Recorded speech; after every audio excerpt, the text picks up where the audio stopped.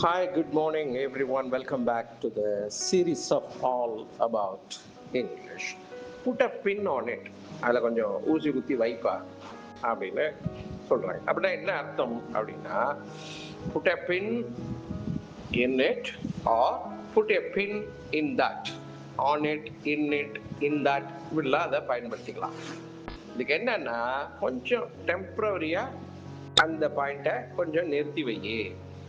Pause a discussion, idea, or task so it can be returned to at a later time.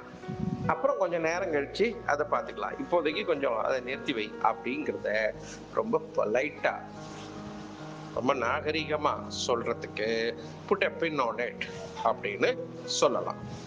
இப்போ இங்க உதாரணம், let's put a pin in that brainstorming topic and come back to it after we review the budget. இந்த மூளையை போட்டு கசக்கிற brain storming இந்த topic இருக்குல்ல, இதை கொஞ்சம் நிறுத்தி வச்சுட்டு நம்ம கொஞ்சம் பட்ஜெட்டை ரிவ்யூ பண்ணுவோம், நம்ம கையில் என்ன இருக்குன்னு, அதுக்கப்புறம் நம்ம இதுக்கு வரலாம் அப்படின்னு சொல்றாங்க.